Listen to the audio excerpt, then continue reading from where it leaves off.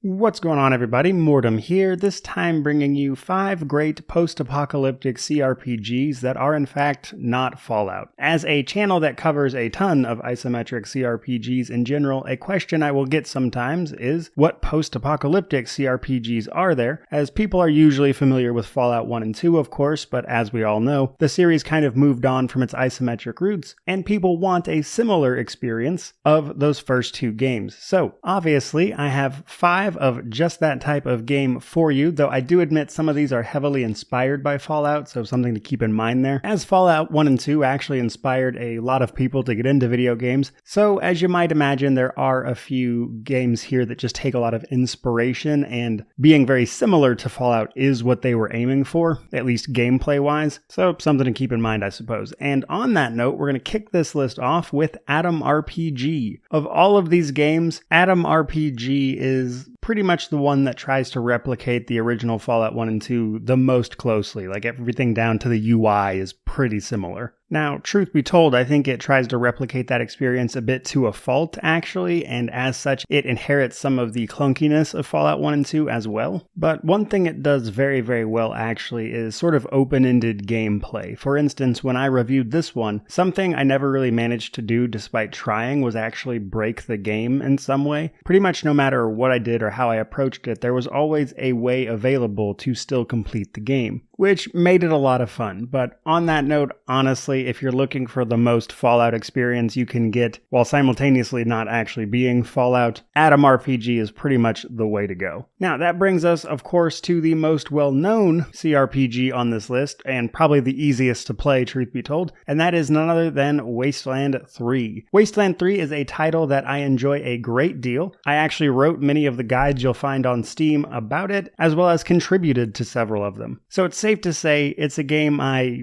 really love, actually. It's got an amazing sense of humor, and some features that are directly unique to Wasteland 3 are really cool, actually. Down to the various builds you can make, revolving around throwing out turrets and things like that, or even the more interesting stuff, like when you're talking to important characters, how the camera will zoom in and give them a close-up on their face and everything, which sounds like a little thing, but I can tell you that playing the game through that way, and seeing all the expressions these characters will make, and also the things that will happen to them during these conversations, honestly blew me away. I loved that part a lot more than I was expecting. So if you're looking for a post-apocalyptic CRPG that is a bit more modern, Wasteland 3 is really the way to go, as it has a lot more of the quality of life fixes that you would expect from a game in this day and age. And you can tell In Exile put a lot of love into this thing. And that brings us to number 3 on our list, which is truthfully probably the hardest game here to recommend, and that is Underrail. Underrail is a great game, but it is a little less approachable than the other titles on this list. Now, having played and reviewed this title as well, a lot of people will tell you that you have to have like specific builds to make it through the game, and honestly, it's not that serious. Like, you definitely need to have a build in mind, but it's not nearly as restrictive as people tend to make it out to be. But understand that Underrail is a decent bit harder than most CRPGs you'll play, and it can be unforgiving, but it has a very unique world that I love a great deal, where civilization was largely driven into underground tunnels and railways, and there's a lot more science fiction stuff going on as well, and there's like whole nations just kind of living underground. And it's a fantastic game if you can get into it, but truth be told, it does take a bit of a commitment on your part to really get into it. And that brings us to number 4 on our list, a bit of a unique title here with Death Trash. Now, Death Trash is actually in early access, just as a heads up, but it is being developed by a single person who updates it very, very regularly, actually. And it is a crazy world where you'll see flesh monsters fused with technology on this sort of barren wasteland of a landscape that, despite having pixel art, still manages to kind of veer into the realm of body horror. But overall, just a really cool title with a lot of very unique stuff going on that you don't really see anywhere else, so I wanted to shed some light on it, even if it still is in early access. And then from there, we have our last entry on the list, and that is, of course, Encased. Encased is another slightly more modern CRPG in that it released just a year or two ago, I believe. I've also reviewed this one if you're curious. But the interesting thing about Encased is that the world is not post-apocalyptic, but rather just the small section of it that you're in, as the game takes place in what is called the Dome during the 70s. The Dome is just sort of an area or a large landscape, if you will, that is under, naturally, a dome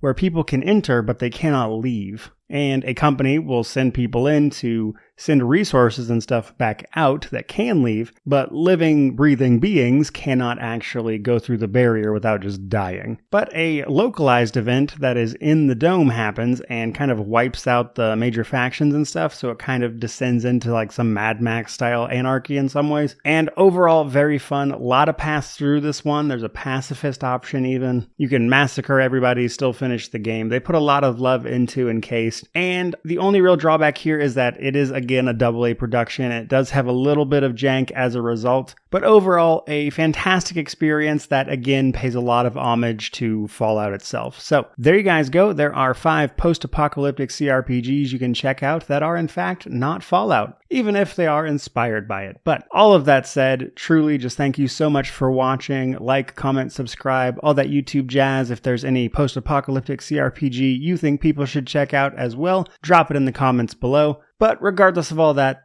thank you again. May you wander in wisdom and have an amazing day.